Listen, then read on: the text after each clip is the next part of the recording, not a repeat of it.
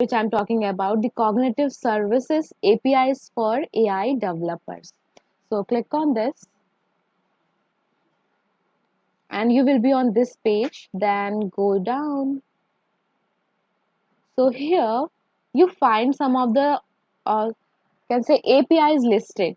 The decision, language, speech, vision, and web search. Right. So for now we need a vision, and then here we'll go to the computer vision.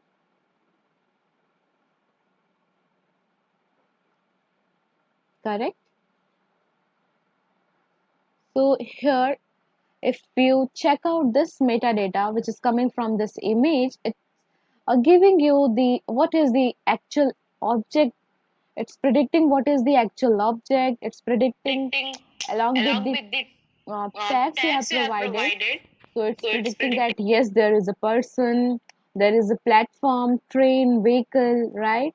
And when you give the tags with train, it's predicting that yes, this there is a train with confidence 0.99. Whether there is a platform or not, yes, 0.99. In the same way, it will predict that yes, there is a person, and the further descriptions as in whether the person has handbag or not, luggage or not, or the person is woman or man, right? So the text, like it's coming, the description, people waiting at a train station with confidence 0.833, right? So hope you got an idea that how this APIs work. So let me go to the another one, which is the face API. So you will get more clarity.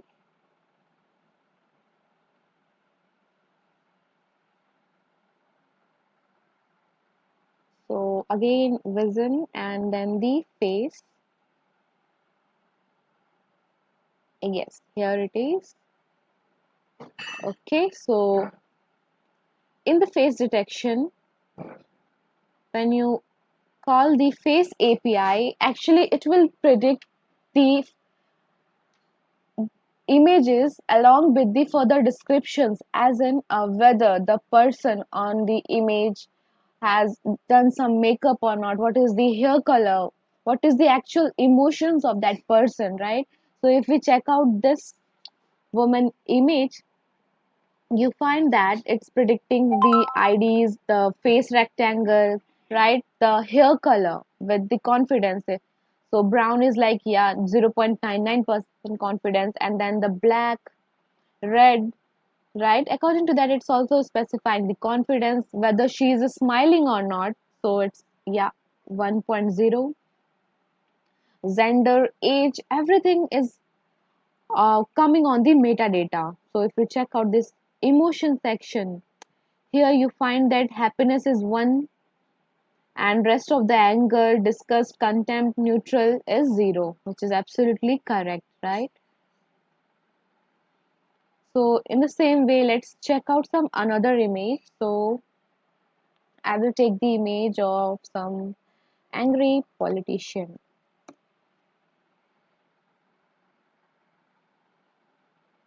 right? So let me take the image of this. So make sure that image is of JPG format, otherwise you will get an error.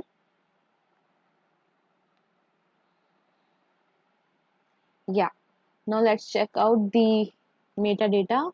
So here you find that the emotion coming is anger 0.993, right? And rest of the thing is 0. So everything is mentioned, whether he has wear the glasses or not, what is the gender, age, right? The hair color, the face attributes. All of the descriptions comes under the face detection API. In the same way, there is face verification API as well. So if you figure out here you find that there are a same person on a different images, right? So it's able to predict that the two faces belongs to the same person, 0.93, correct?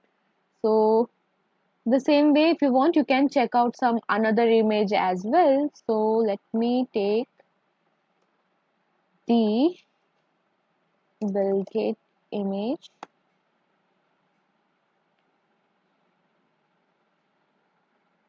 Okay, let me copy this.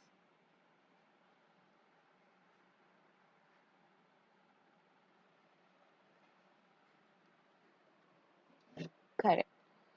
So yeah, so here it is. Now then, after that, I will take some another image of Bill Gates. You know what? Let me take the younger one.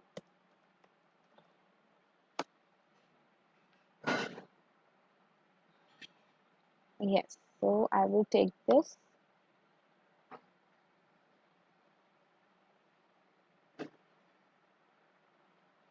Let me submit.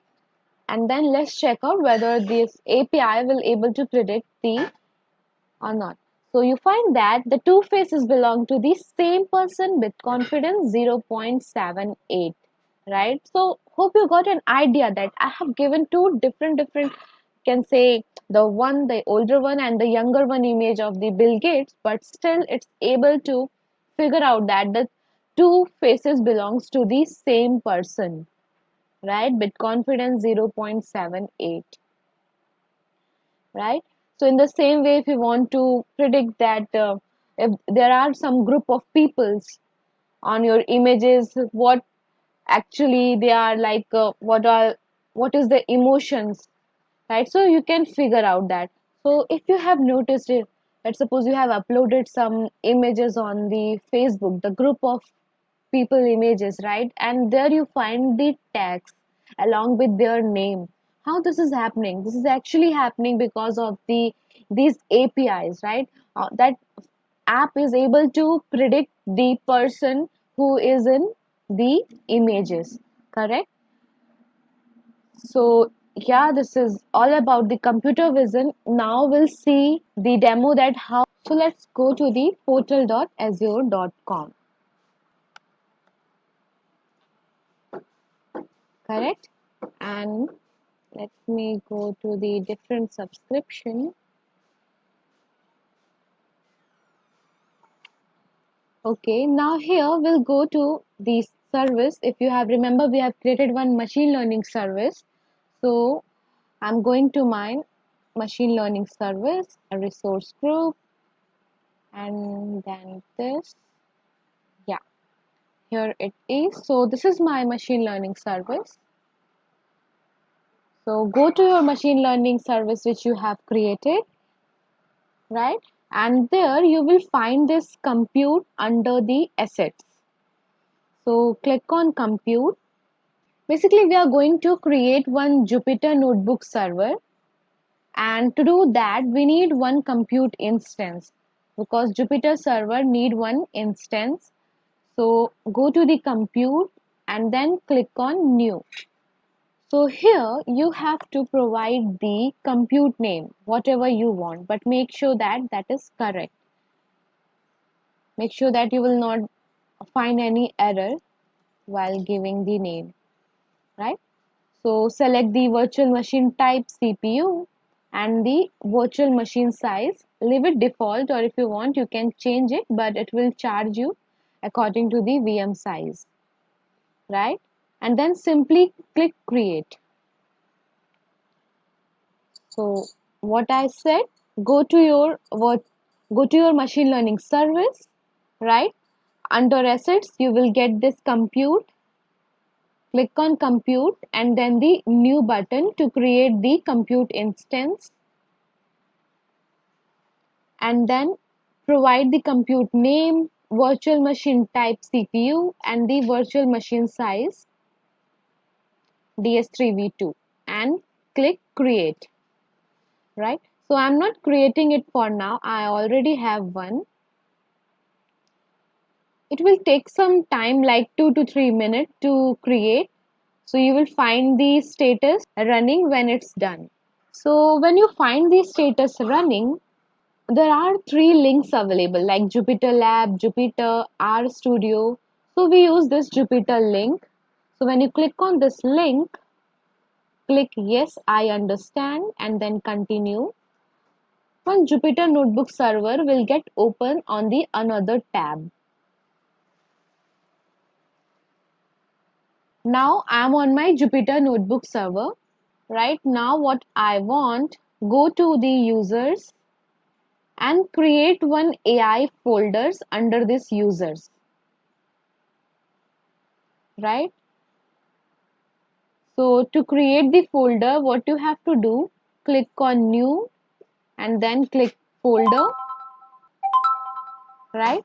So one untitled folder will come here. So click on this folder and simply click rename and rename your folder. That's it.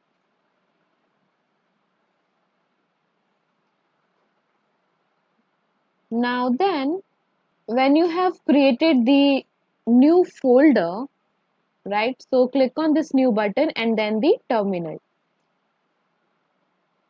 So one terminal will get open on the another tab. Now here, switch the directory where you have created the new folder. Go to that directory. So cd users and I have created the AI folder. So go to the directory which we have created just now, and then here I want you to git clone the repository of our lab, right? So I am pasting the link over the chat window. So basically we have to clone the git URL here.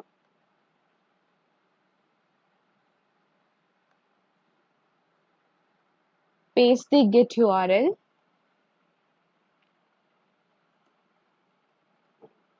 Okay.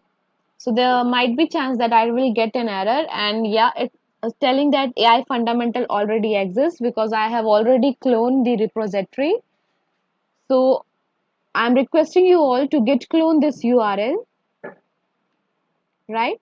And after that, what you will see, you will find your repository here under the newly created folder, right?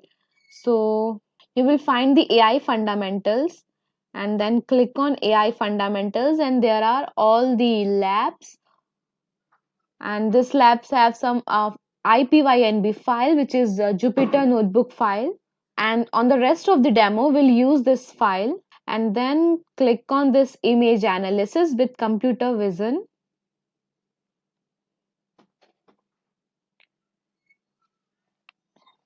So here you find we are going to do this lab, and it will give you an idea, that it will give you an overview that how you will call the cognitive service APIs on into your application to do the prediction and the analysis of the images, right? So our very first step is to create the cognitive services, right? So my very first step is to create the cognitive services, and it want me to go to the portal.azure.com and then click create a resource button, right? Search for cognitive services, enter this thing. Okay, so let's go to the portal.azure.com, right? So go back to your portal, and here you will find this show portal menu button. Click on this, click on create a resource, right? Now in the marketplace, search for cognitive services. So this is my cognitive services. Click on this. After that, click create, right? Now here it is. So select the subscriptions which you are using, then give the unique name, give the name to your resource group. So if you want to use the existing resource group, you can use, or if you want to create the new, you can create the new resource group as well, and then select the region, East US or East US2, because this region are cheaper than the other. And here give the name to your cognitive service. right? And then select the pricing tier as 0. Tick this. Yeah, that's it. Now leave rest of the thing default. So what I have done, select the subscription, select the resource group, and then the region East US. Give name to your cognitive service. Make sure that you will get this tick mark, and select the pricing tier as 0, and then check this mark, and then review plus create. Okay, so when you click on review plus create, it will do the final validation, and then this create button will get enabled. Then again click on this create button, and you find that your initialization has, your deployment has started, right? Now let's go back to the step. Okay, so we are done with create a cognitive service resource. Now it's asking us to use the key and the endpoint for our cognitive services, right? And we will use that key and endpoint here, correct? So what to use the key and the endpoint, what you have to do, go to your cognitive services which you have created, and there you will find this keys and endpoint under resource management, right? So copy this key and paste it here, paste it here, right? Then copy this endpoint and paste this endpoint here, right? Now we are ready to use the cognitive service. To run this particular cell, you have to click on this cell and run this run button, or you can use the shortcut key which is shift plus enter, right? So after like running this cell, you will get this output. So when we go to the another cell here, if we check out the snippet, code snippet, so basically it's first calling the computer vision client, right? It's first calling the computer vision client module from the library azure.cognitiveservices.vision.computer vision, right? And then it's calling the cognitive services credential from the msres.authentication. After that, it's calling the vision folder from the Python code folder, right? So it's calling the vision.py file from the Python code folder. So basically this file is here. So when you go to the Python code, it's calling the vision.py file, right? It's calling this a vision.py file here. So when you run this particular cell, you will get an error. Why? Because this computer vision client is not installed. So I'm sharing one Python module with you, which you have to run on the terminal. So go back to your terminal and use this pip install Azure Cognitive Services Vision Computer Vision. So I'm pasting this command on the chat window. Use this command to install this library, right? And click enter, correct? So when it's done, go back to your cell and run this cell. So you will get this output. So when you check out the output, here you find that it's predicting the image that a woman standing in front of a store with confidence 91.03%, right? So if you check out this code snip, first we are calling all the libraries, right? We are calling the vision.py file. After that, we are calling the image path store camp1.jpg file. So basically this file is under the data vision here, when you go back, go to the data folder, and there is the vision folder, and it's calling this particular file by using this, yeah, by using this code, right? So first we are calling this image from the path, and then this line is getting the computer vision credential to use the cognitive service API, right? So it's calling the computer vision client object and giving the values here, the endpoint and the keys value. After that, this particular single line is the AI which is performing the analysis of the images. That's it, right? And rest of the things are just a simple Python code. So here, if you figure out this as well, so first get a description from the computer vision service. So it's getting the description from the computer vision service, and then it's this calling the show image caption function.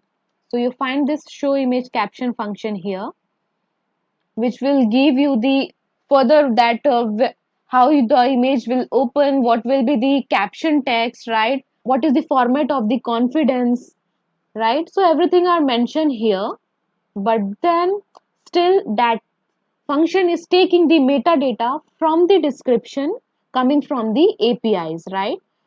Everything is simple Python code. Just this simple line is the AIML, which is doing the further analysis, and then we are calling this metadata and using that metadata on our show image caption function, right? So in the same way, if we check out the another section, it is calling the store cam2.jpg file, which is this, and this line is predicting is giving you the description that there is a man and woman standing in front of a store with having confidence 70.05%, right?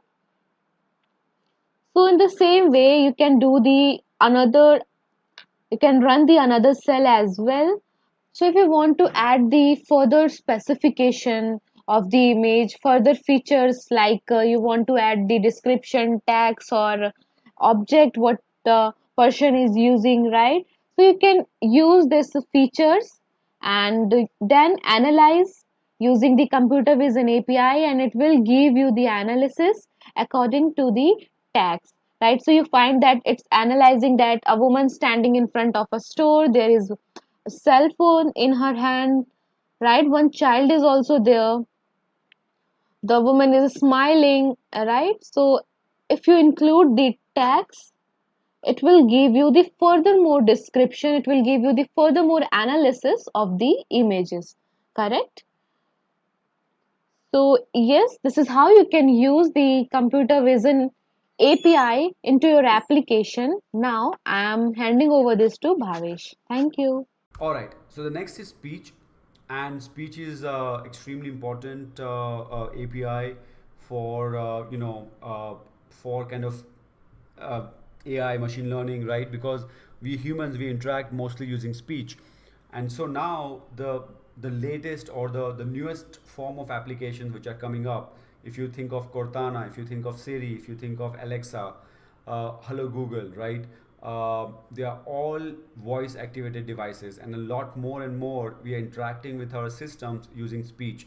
So speech is a phenomenally important part of any modern application. Okay, so what does the speech API can give you? The best I guess the most used is speech to text, right?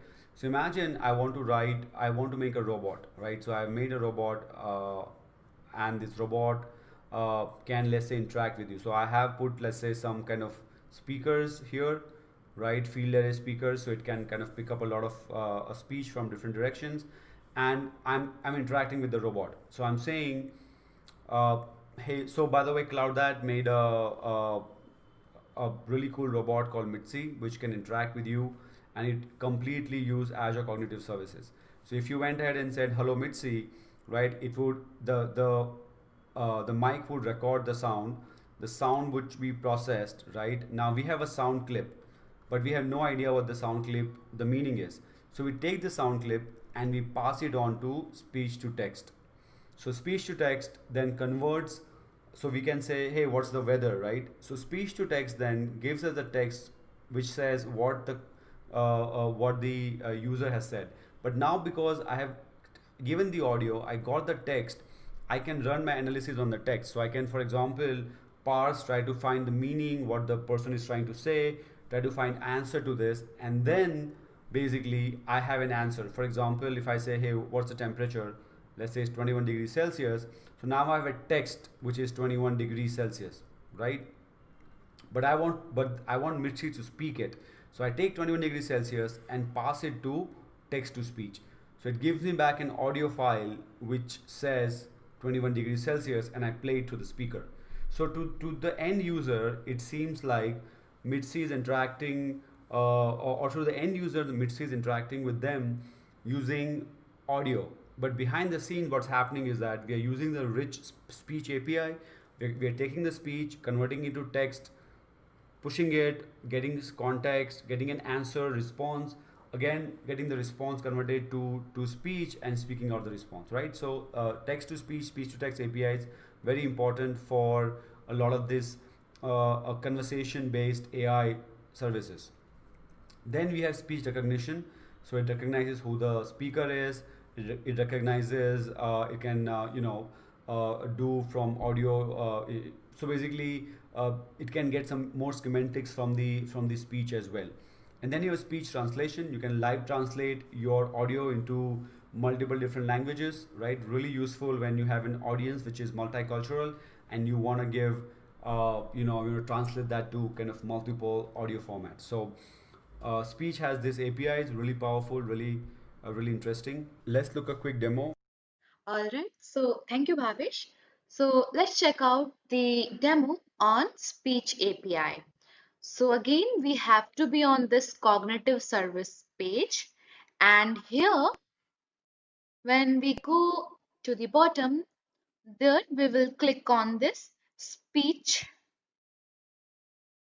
And then you will see that there are four different APIs under speech, which includes speech to text, text to speech, speech translation, and speaker recognition. So we will check out this API one by one. So let me click on this speech to text API. So basically, this speech to text API will convert whatever we are speaking to the text, right? And the functionality it includes is the punctuation, dictation, and text normalization. So let me explain whatever I am saying. So let me clean this. Okay.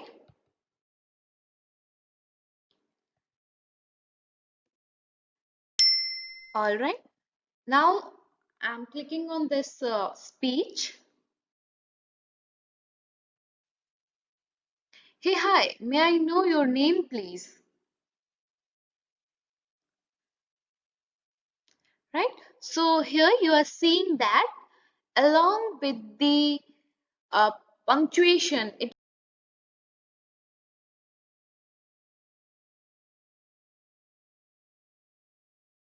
going.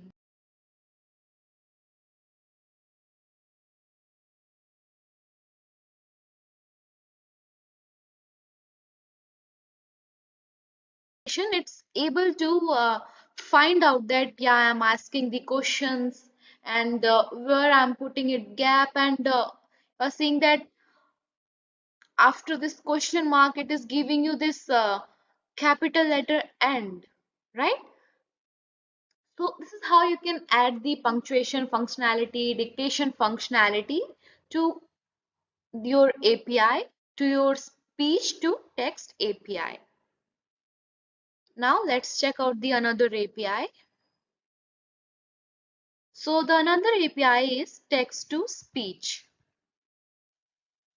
So in the same way like speech to text work, here the text to speech, whatever we have on written, it will speak as it is. So let's suppose you have one digital book and you don't have time to read it.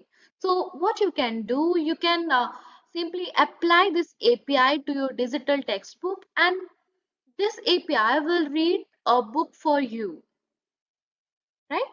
So here you are seeing that along with the languages, you can select whatever language you want.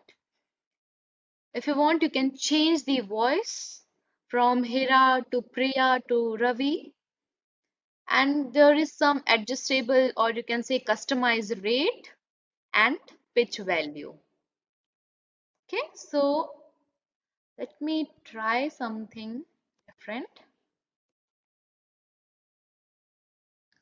Okay,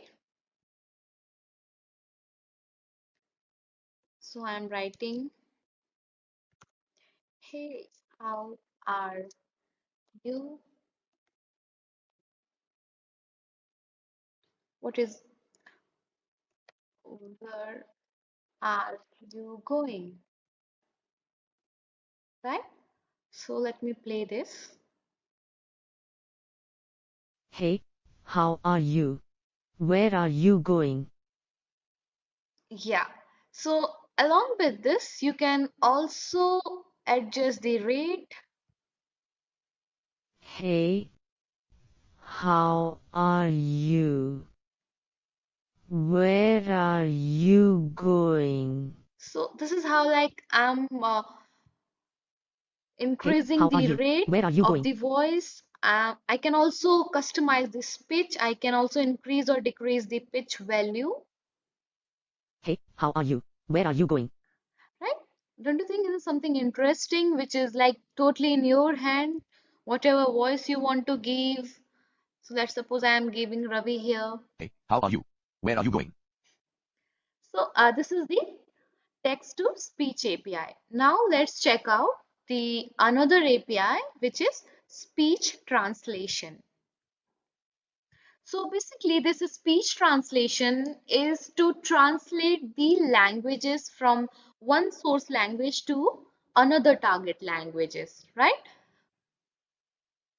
So let's suppose you have created your one application where the number of users are coming from different countries, right? And you only have you can say you only have one language, but for different user of different country, you can also provide the option to translate your web page content by using this API, right?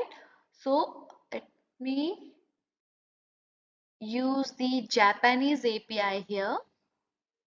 So I am using the language Japanese, the target language. All right. Now what I will do, hey, may I know your name, please?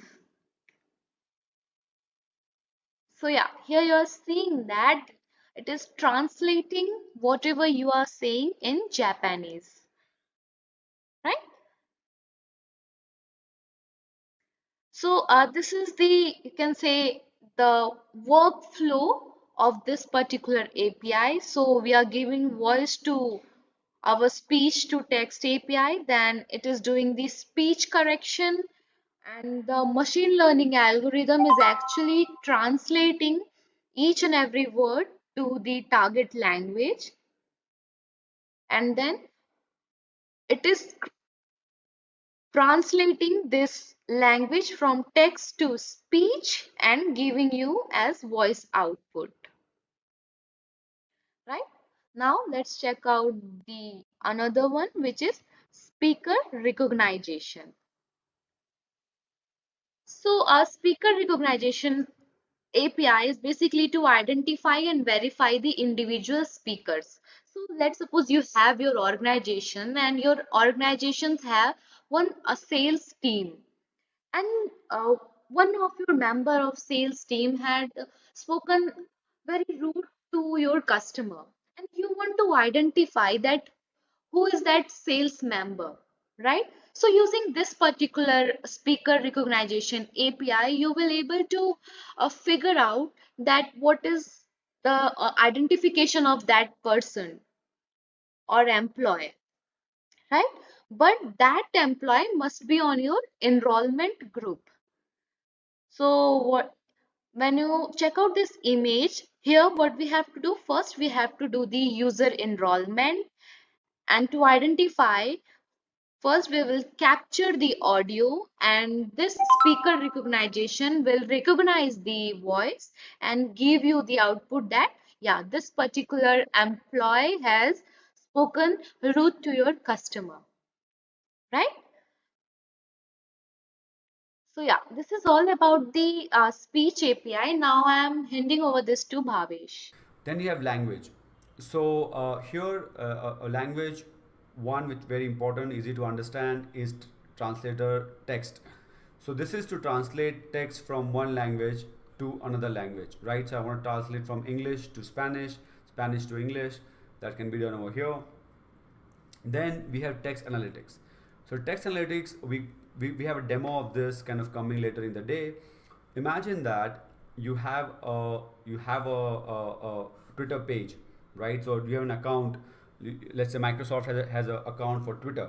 Now we want to monitor what user are posting on that. Are user happy with it? Are they happy with something Microsoft is doing, or are they kind of not really happy about something, right? So every time that somebody puts a tweet, right, we can take the tweet, pass it to text analytics, and text analytics can do a varieties of things. One of the most important one being it can get the sentiment from the text. So it can do sentiment analysis for you, right? Directly you analyze sentiment. If it's positive, you say thank you. If it's negative, you forward that sentiment to your customer service operators to figure out what's going on. So imagine how long will it take you to write a text analytics algorithm, right? It will take you months, but you can use text analytics within few minutes. You can call the API and get the sentiment of a text within few seconds, right? So it's really powerful. Then we have language understanding. It's called LUIS. Language understanding is something where I want to give, so for example, somebody says, hey, book me a flight, right? That means that the meaning of that sentence, book me a flight, means that this person wants to book a air travel ticket, right? So getting those kind of semantics. Or for example, somebody says, turn on the living room light to the bot. So the bot needs to understand what is the light in the living room. Or somebody can say, turn on the light next to the TV, right? So maybe the Lewis can have an understanding of where the TV is, and it can figure out which light the user is talking about. So getting information from the language, right, and kind of parsing that's language understanding. And then we have immersive reader as well. This actually is a really cool service. This allows you. So imagine that you have an application, okay, and people are on your application. You have some text. People are reading the text, but maybe because of different age limitation or different cognitive ability to read in that particular language, maybe the user is somebody who's for whom English is not the first language.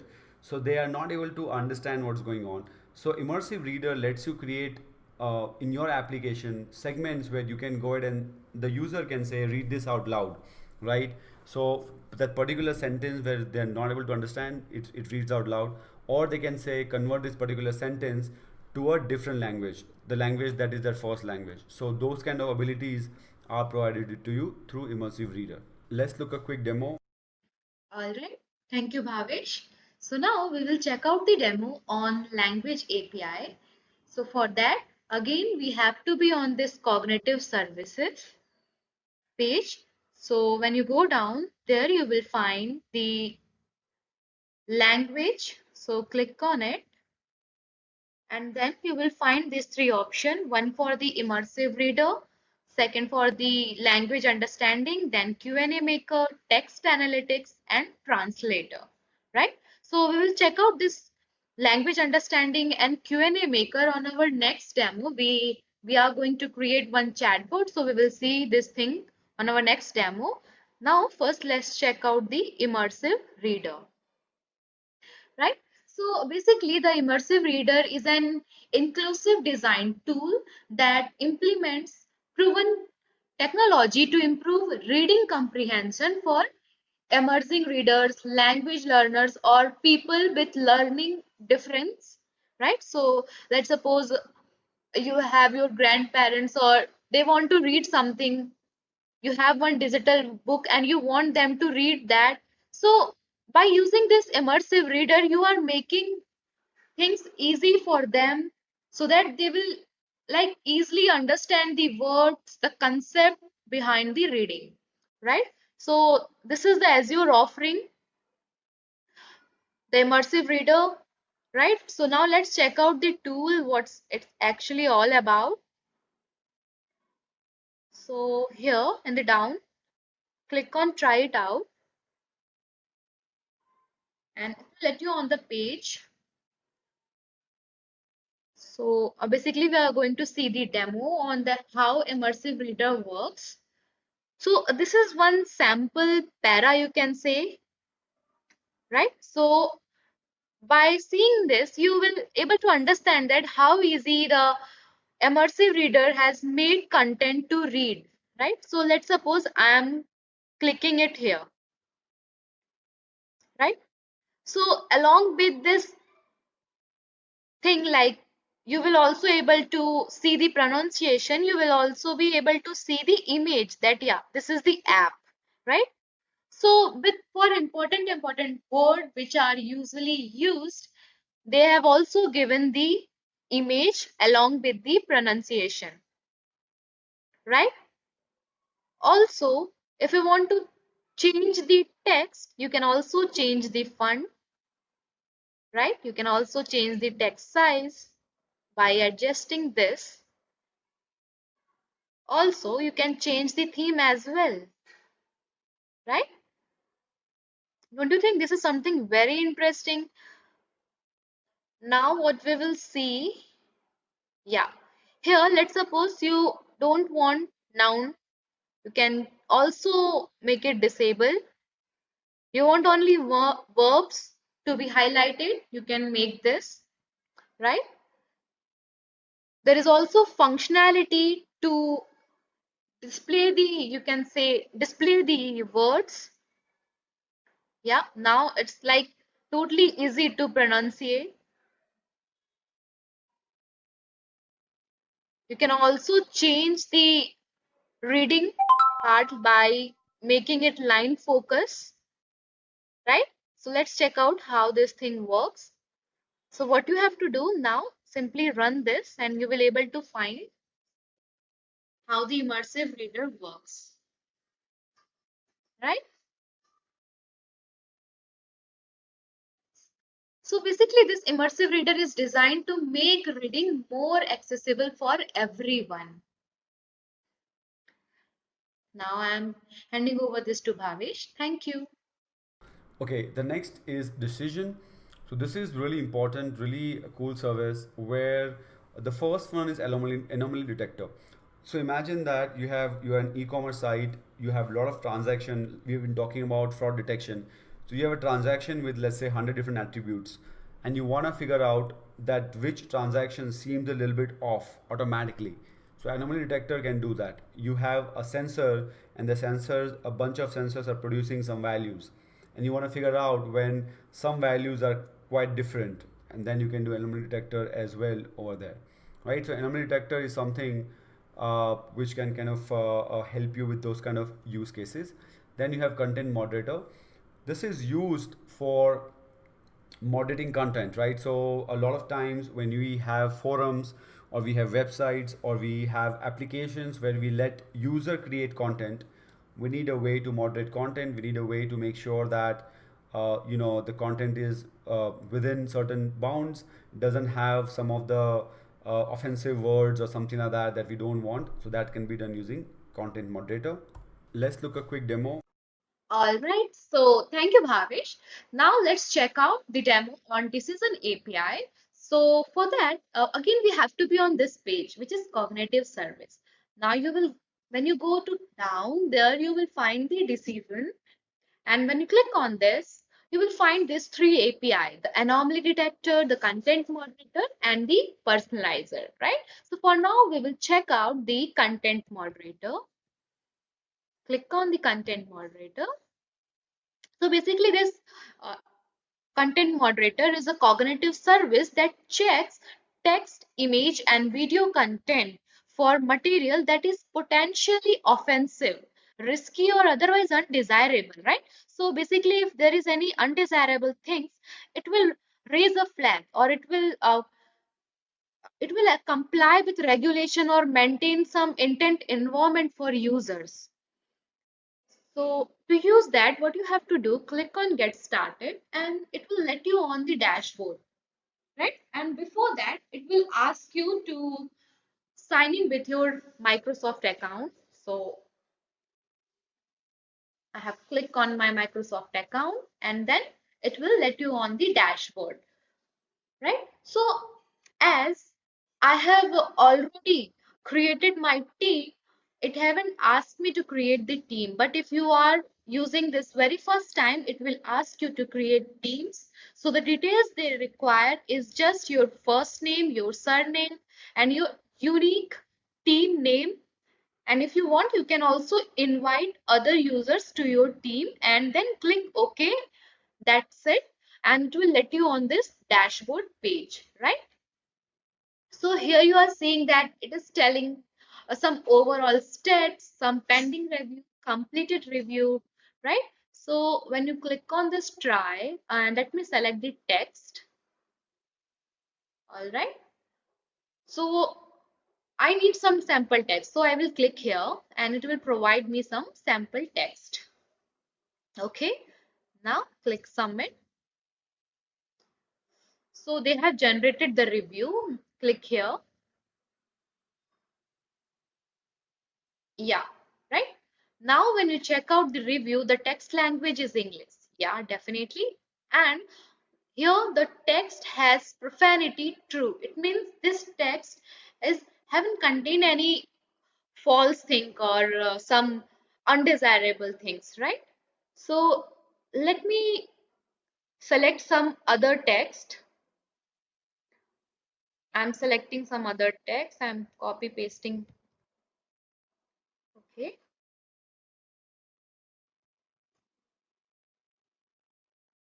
Me paste here. All right. Sorry, my bad. Click next. Again. Yeah.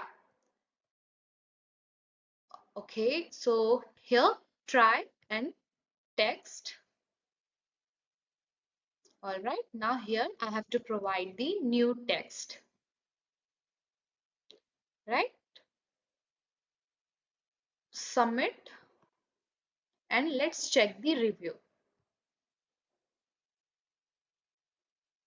So yeah, here you are saying that the text language is English again and the text has profanity false. Means it is containing some undesirable things which should not be there, right? In the same way, you can also try out some images or video to analyze that whether the content is having some offensive or risky things or not, right?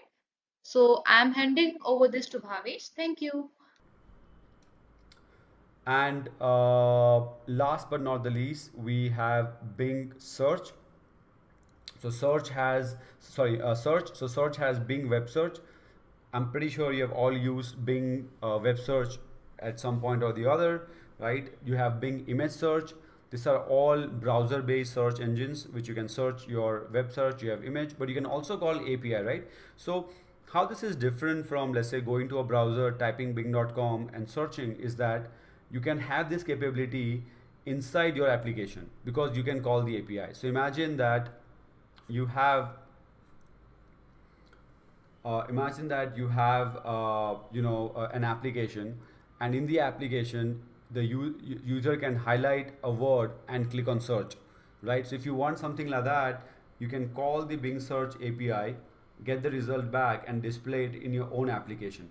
So you can make sure that the user is not exiting your application, right? Okay, so that's kind of the search. So similarly, we can have image search, video search, uh, uh, Bing news search, and Bing auto suggest, right? So all of these are search related APIs. All right, so next service is Azure Bot Service, right? So this is a service which is useful to create bots. Now here, if you think about a bot, right? What entails creating a bot, right? If I wanted to create my own bot on my own without any of the platform, I will have to first create some infrastructure, right? So some virtual machine or set of virtual machines. I have to have a lot of libraries. I'll have to write code where the general bot functioning, like be able to interact, be able to listen in and out, all of those things are to be done. Then I would also require this bot to actually have a way to interact to multiple things. Like maybe a user wants to interact with the bots with Facebook or with Messenger or with Slack or with Microsoft Teams, then I will require to create those adapters to be able to go ahead and interact with varieties of services. So as you can see that it is not so simple, right, to create a bot from scratch. And luckily we have Azure Bot Service. It gives you this entire bundle where literally creating a bot, you can create a bot, your first bot within 15 to 20 minutes, maybe an hour max, right? So it's a really powerful a service which gives you a bot builder SDK, right? And basically you can create your first bot within an hour. Once you're done, you can publish it as a web service, so it's also available. And you can just have to go and enable channels, click click click click click, and your bot will be able to interact with the users through any of this channel. So it's really great. So let's look at some of the bot design principles. So here, what are the factors that influence the success of a bot? A lot of times people write bot just because it's cool or it's something new and they want to try it, but actually it's a business problem. You have to first understand the user's problem, and you have to make sure that the bot can solve the user's problem with minimum number of steps, right? So many times you have these bots you interact with, and they keep asking you questions and keep routing you, and after a while you get frustrated, and then you kind of just hang up and try to call a customer service, right, with a human. So should not happen like that. So does the bot solve the user's problem better, easier, faster than any of the alternative experience like calling a customer service? Does the bot run on devices and platforms the user care about? Now imagine if you have a bot. If you look at most users, they use social media like Facebook, right? Teams is one of the fastest growing, Microsoft Teams is one of the fastest growing products inside of Microsoft. So Teams definitely a lot of people use inside the corporation. So things like that, right? If you have a bot where I have to log into a separate website and then ask, it might not be as useful. But imagine if I can interact with the bot through Facebook Messenger or through Teams, Microsoft Teams.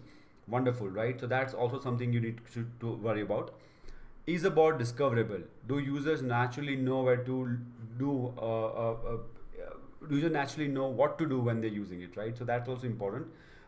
Factors that do not guarantee success: how smart the bot is. As in, sometimes people invest years and years and years and years and years to kind of get the try to make it better. I want better accuracy, I want better voice recognition, this that, and forget about this, which is what is a business problem. So please make sure that you kind of don't lose sight of that.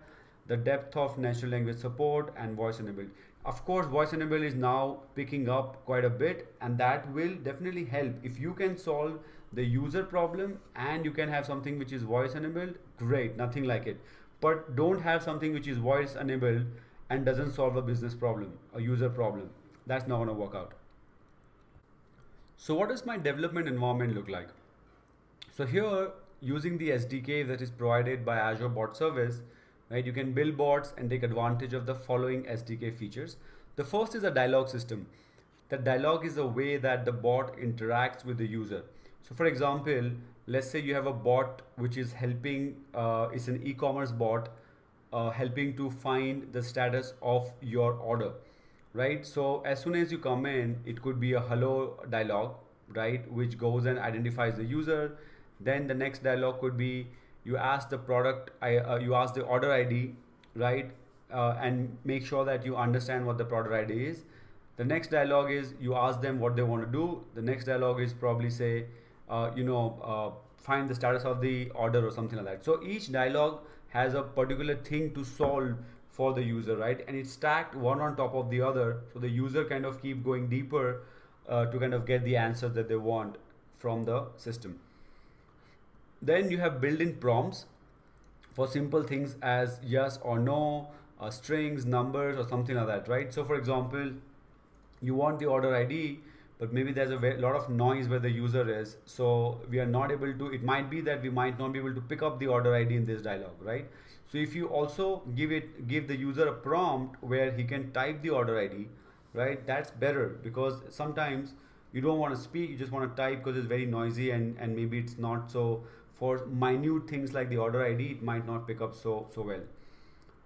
Built-in dialogues that utilize the power of AI framework like LUIS. So we talked about language understanding called LUIS. So you have inbuilt dialogues that can take can take advantage of that. You have form flow for automatically generating a bot. So like you will see in the next demo, you can generate a bot within minutes, right? Half an hour, 1 hour, you have an operational bot deployed and ready to serve users. So it's really powerful, really easy to be able to do that. So you can build using C# and .NET environment, and you can build using JavaScript and Bot Framework SDK for Node.js. So those are the two kind of platforms supported at the moment: C# with .NET or JavaScript with the Node.js SDK. All right, let's see a demo how to create a chatbot in Azure portal. Okay, so thank you, Bhavish. So now let's check out how to create our own first chatbot by using Azure Bot Service. So for that, what we have to do, first go to this three button in the left corner and click on the create a resource, or you can use this if you are seeing on your dashboard. So go to this three button and click on create a resource, and here type bot. So you will find this web app bot. Click on it and then you will be on this blade. Now click create. So you will see this blade. So basically this blade includes some bot handle, subscription key, resource group, location, what we have seen on our cognitive service, right? So here we have to give unique bot handle. So let me give.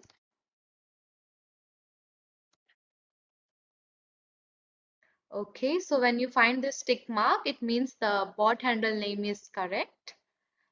Now select your subscription and then create a new resource group, or you can select the existing one. All right, so I have created the new resource group. Now select the location, whatever you want. I will prefer you to select the East US because it's cheaper. Now select the pricing tier F0. So here you are seeing that it is taking the app name automatically. So basically this is the URL and this must be unique. And when we check out this bot template, here in the bot template, you will see we have two SDK language, C# and Node.js, right? So for now, I'm selecting the C#. Now I'm creating the EcoBot and then click OK. So select the EcoBot and click OK.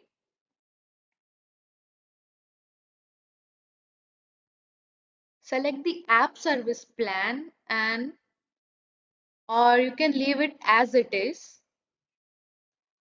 So application insight. So I am making it off for now. I don't want any monitoring for my bot service.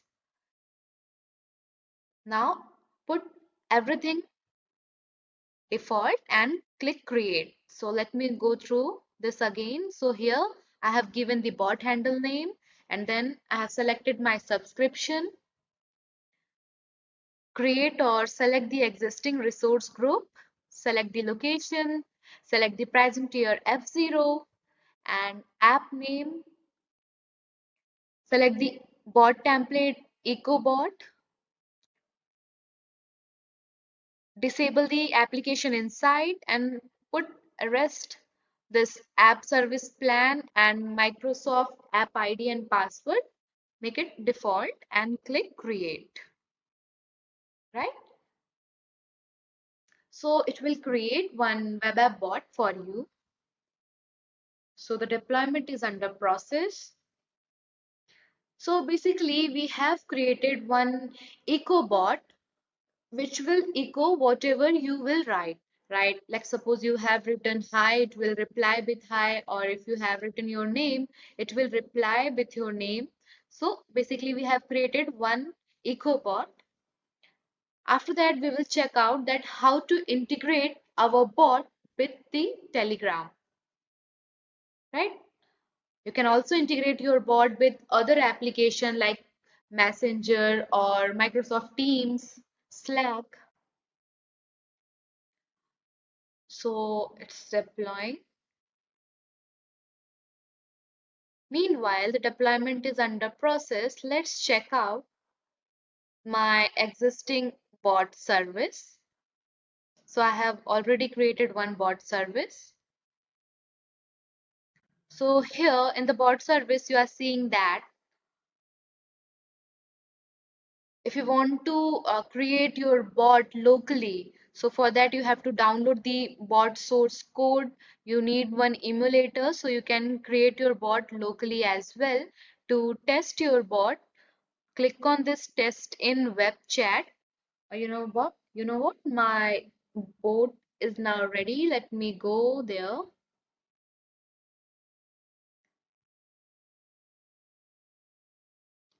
Okay. So to test your chatbot, click on this test in web chat.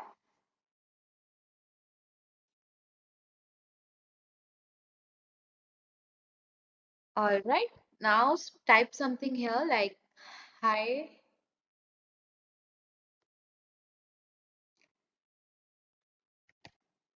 May I know your name, please?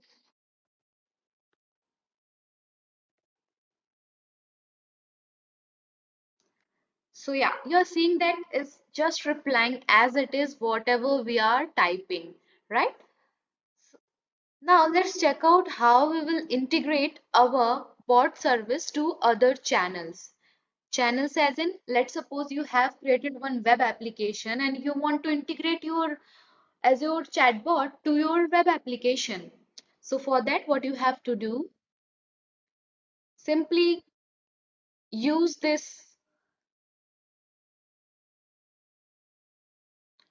URL, uh, use this embedded code and copy and paste to your HTML code, and it will open your web app chatbot there, and there you have to replace your secret key with the key here, right? Copy the key and paste it here and replace or copy this iframe HTML code to your web application, right?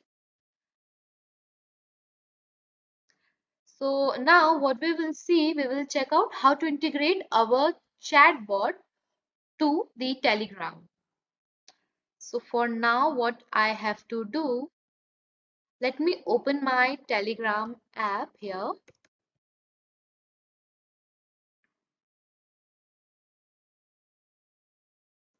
All right. So basically, the first step to integrate your chatbot with your Telegram is we are going to use the bot father here. So search for bot father. So when you find this bot father with this tick mark, click on it and start the conversation with the bot father. So basically, this will guide you, this will assist you to create a new bot for your Telegram app. So here you are seeing that to create a new chat bot, I have to type this, right? So let me type new bot. So it is giving me the suggestion. So I am clicking on it. So all right, a new bot. How are we going to call it? So there we have to mention the bot name. So I'm giving the AS bot. Okay. Now it wants some username for our bot. Okay. So let me try if this will work. All right.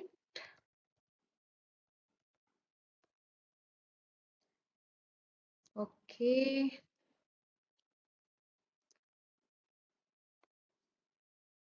Yeah, this will work fine.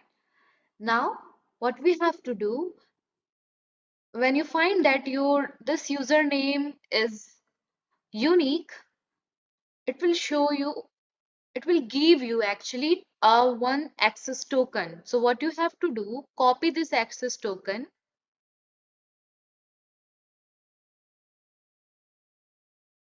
copy this access token, right? Minimize the app, and then here you will find Telegram on your portal. Click on it and give your access token here. All right.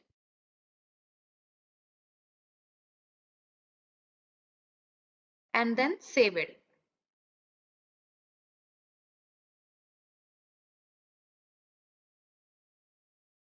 So after saving, we have to check.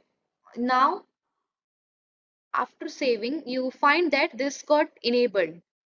Now, it means your chatbot is ready. Now it's time to access it. So to access the chatbot, what we have to do, you will find this Telegram on your channel list.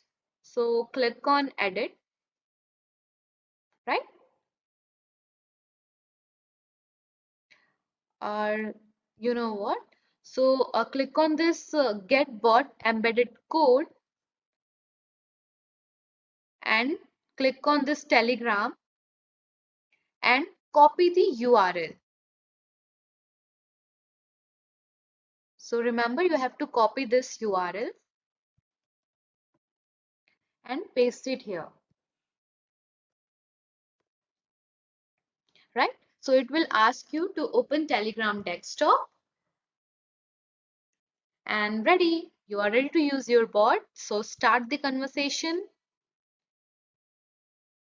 Hi, good to see you.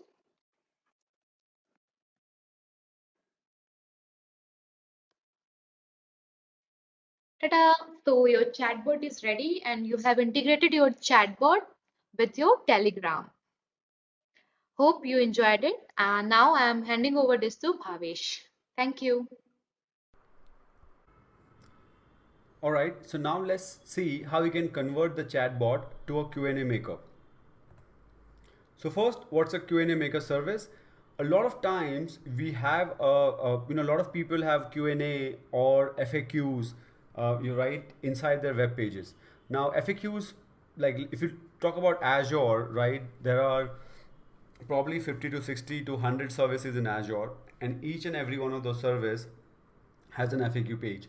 So finding information from that is much harder compared to, let's say, if I can converse with a bot and ask the bot about the information.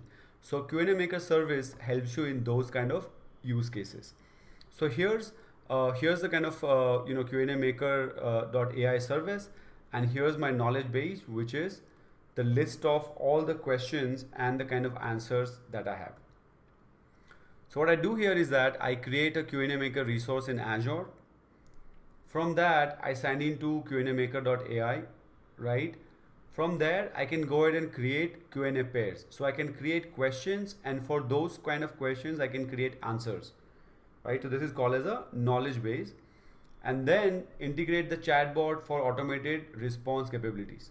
So I create I what my existing bot that I have, I go ahead and integrate with the Q&A maker that I've made, and then the bot will be able to answer those questions with me without me having to search for the Q&A.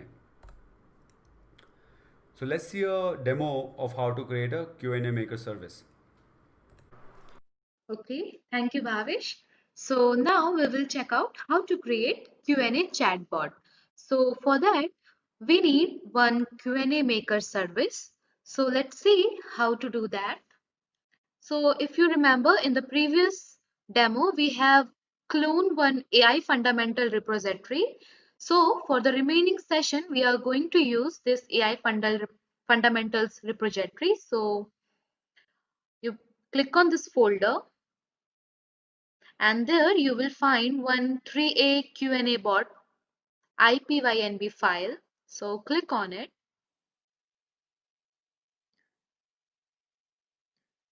So basically on our next, or you can say further demo, we are using this file to create our Q&A bot. So you can use this as your reference. So first we have to create a Q&A maker. So to do that, what you have to do, click on this URL qnamaker.ai, and it will let you on Q&A maker portal, right? Okay. Now, if you are not sign in with your Microsoft account through which you are accessing your Azure portal, and then click on create a knowledge base.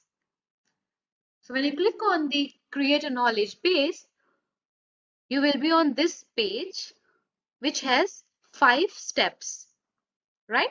So we will go to each step one by one. So our first step is to create a Q&A maker, right? Now click on this create a Q&A maker, and it will let you on as your portal. So sign in with your account.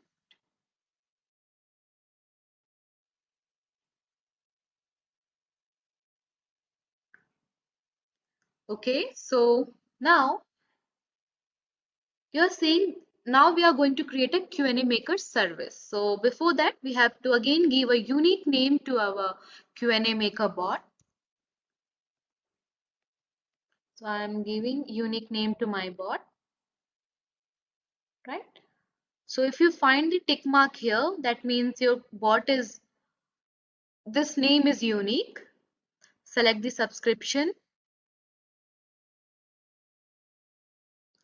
Select the pricing tier, standard S0, right? You can select the existing resource group or you can create the new one. So I'm creating the new one, Q&A maker bot. Okay. Select the resource group location. And here you're seeing that the item is not available. It means in the West US, Azure search pricing tier is not available. So what we have to do, first select the Azure search location and select East US, and then here select FreeF, right? Now if you find this tick mark, it means this name is globally unique, because this is a URL which must be globally unique. And then select the website location. So I'm selecting it East US again. Disable the app inside and click create, right? So let me again go to the, so here you have to give the unique name to your Q&A maker service. Select the subscription. Select the pricing tier, standard S0. Select your resource group location. Select the Azure search location, East US, and then select Azure pricing tier, FreeF. Give unique name to your app. Select the website location and make app inside disable and click create. Right? So basically your deployment is under proceed. So when your deployment is done, you will find your Q&A service here after refreshing this. Okay. So for now, I am handing it to Bhavish. Thank you. Now that we have created a Q&A maker, right, we don't want to just keep manually adding question and answer. We want to add a knowledge base. Let's see how we can do that. So here, the for knowledge base, we have questions, right? The question that we expect the user to ask. We have the answer that we will give the user when they ask those questions, and metadata about those questions, right? As to, so for example, you can have in Azure, for example, for all the questions, maybe you can have the questions divided into business questions, technical questions, a limits question. What is the limit? What's the maximum I can have? What is the maximum size of Azure storage? What's the maximum number of VMs I can have, right? So those kind of questions we can have. So we can have different metadata, and that helps us in organizing the questions. So for the knowledge base, which is where all the data is, I can actually have a PDF, right? I can have docs, and I have a lot of other things, right? We can have FAQs, and I can use all of that to create my knowledge base.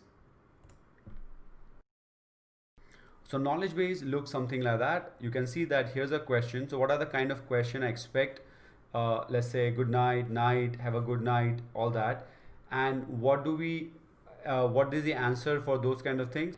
So this is a very simple thing, right? But to make the bot more user friendly, you can kind of add those kind of things. But for more comprehensive stuff, you can say click Q&A pair, and then you can just ask, have the technical question and the answer associated with that added over here. Right, so here we are adding the knowledge to our Q&A maker. I have the Microsoft Azure Active Directory, subscription name, and the Azure Q&A service. So what this does is that this connects your Q&A service to your knowledge base. So let's see a demo how to enhance our Q&A with additional knowledge base. Okay, so thank you, Bhavish. So as in our earlier demo, we have created Q&A maker service. Now we will going to attach the Q&A service to our knowledge base, and then we will add FAQ to our knowledge base, right? So if you want to check out your Q&A service, you can go to the Azure portal and click your resource group where you have deployed your Q&A maker. Now click on it, and here you will find the resources which has been created along with the Q&A maker service, right? And also, if you have any doubts, like if you are not able to follow my step, you can also follow the step mentioned on this notebook server, right? After that, we will be on our second step. So for that, you have to refresh this refresh button, and then you have to select the Microsoft Azure directory, right? Select your subscription and then select the Azure Q&A service, right? So if you are seeing that, if you will find here the error that this role does not have permission to perform the action, in that case, what you have to do, go to your Azure portal, and here in the IAM section of Q&A bot service, there you have to give the role assignment. Role assignment as in click on add role assignment, select the role which is cognitive, type cognitive, and here you will find this role, right? Cognitive Services Q&A Maker Editor,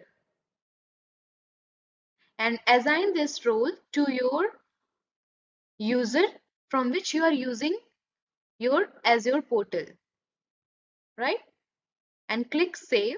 So it will assign the role, and then you will not be able to find the error here. Okay, select the language English. Now here you have to give your knowledge base, name to your knowledge base. So I am typing ASKB, and then in the fourth step, here you have to provide the URL for your FAQ. So what you have to do, go back to the notebook, copy this URL, right? Copy this URL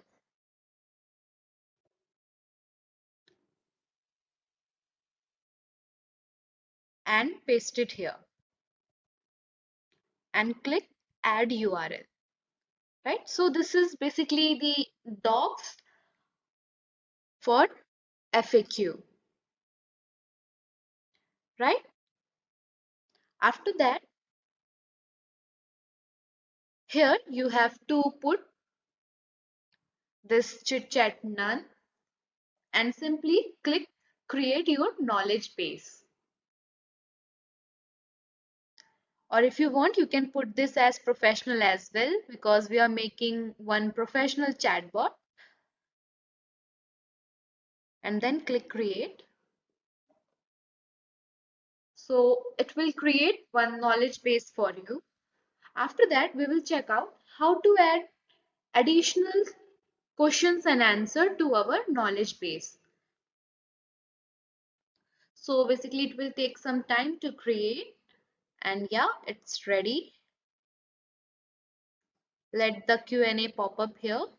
Yeah, all right. So here you will find that there are some Q&A, as in why Margis Travel. Margis Travel is a full service travel agent with years of experience in worldwide tourism industry. So here you find some number of Q&A. You can also add Q&A here by clicking add Q&A pair, right? Give hi, and in the answer you can type hi.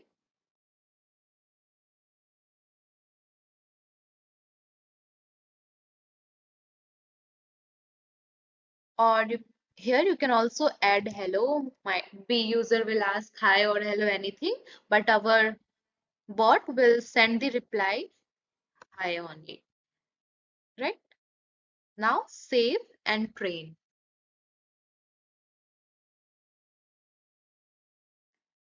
right? So what we have seen, we have attached our Q&A service with our knowledge base.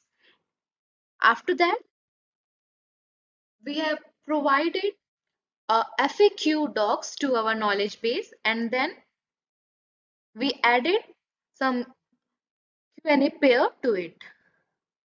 Right? Now we will see the further demo on next session. Now I'm handing over this to Bhavesh. Thank you. So now that you have the knowledge base, you can publish your knowledge base. So you can add questions related to an answer. You can delete an answer. You can add a Q&A pair. You can show metadata tags. So for all of this, you can go ahead and publish it. So let's see a demo to test and publish knowledge base. Okay, so thank you, Bhavesh. So as we have added Q&A to our knowledge base, and also we have added some Q&A pair to it, now it's time to test and publish our Q&A bot, right? So to do that, first we will test our Q&A. So click on this test button and type hi, and then who is Margis? Alright, so you are seeing that it is giving you the answer according to the knowledge base, according to the Q&A which we have provided it here, right? Now, after testing, we will publish it. So click on this publish tab and here click publish.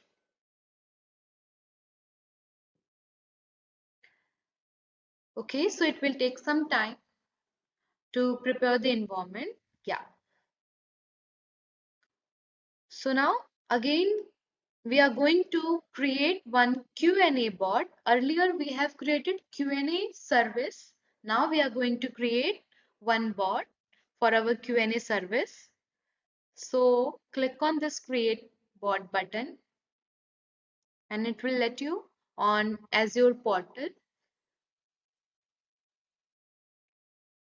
Okay.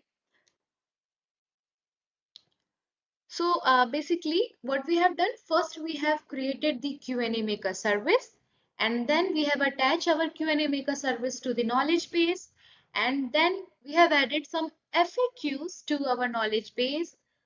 Next we have tested our knowledge base and then we are going to create a bot for our Q&A maker service, right? So here this bot handle must be unique. I'm selecting the existing resource group, select the subscription, select the location East US, right? Select the pricing tier as 0. If you're finding this tick mark, this means that these all names are available, right? Put this Q&A auth key by default. Don't do any changes on it. Even in this app service plan, leave it default and make it disabled. The application inside, make it disabled and rest everything default. So basically what we have done, first give the bot handle name, then select the subscription, then select the resource group, select the location for your bot, select the pricing tier F0, give the unique app name, remain this default, right? Make the application inside disable and then click create. So it will create one bot service for you. After that, we will test our bot how we have done earlier by clicking on test in web chatbot and then we will add our chatbot or you can say we will add our chatbot to our web app application. Right, so the deployment is under process. So meanwhile, I am handing over this to Bhavesh. Thank you. So now we have a Q&A maker. We want to integrate bots with Q&A maker. And more importantly, we want to have a conversational AI. So we want our bot to be able to talk with us and give us answers to those FAQs, right? So here's our deployment details, which we get from application settings. And then once you have that, you can integrate that with the knowledge base. So let's see a demo of that. Okay, so thank you, Bhavesh. So as we have created the bot for our Q&A service, let's check out our bot. So when you click on this, go to resource, it will let you on your bot service. Now, in the bot management, click on test in web chat. So here basically you can test your bot. Type hello, right? Who is Marquez?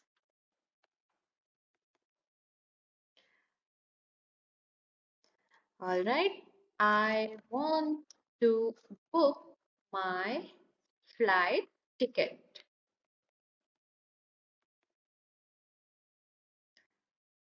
Yeah. So here it is. So this is the bot service like you are seeing according to your responses. it is answering you whatever the answers are there on Q&A pair, right? So you can also create your own chatbot, as in if you want some chatbot for your institute or you want your own chatbot where you can provide your own Q&A, your own FAQ, and according to that FAQ, your Q&A service will respond, right? Now we will integrate our chatbot with our web application. So let's see how to do that.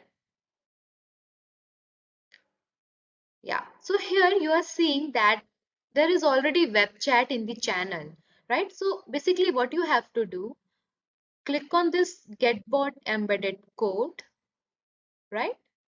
Click here to open the web chat configuration page, and here copy this embedded code, right? So after copying it, go back to your notebook, and here in the down, in the last cell, replace this embedded code goes here from your embedded code, right? Now give the mean height with 200 so that it's like visible. You don't need to scroll your chatbot. And here in the your secret, here you have to put the secret key, right? This one. So basically copy this and paste it here,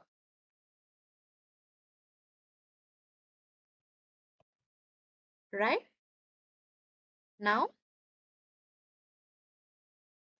you can run this cell and type I want to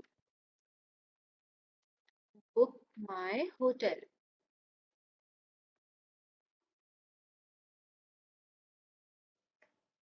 right? So yeah, here it is. So on this way you can add this embedded code to your web application and you can adjust your PX by giving some mean height, mean width accordingly, right? So this is all about the Q&A service. So let's check out the knowledge you gained from this session. So here are some important certification questions.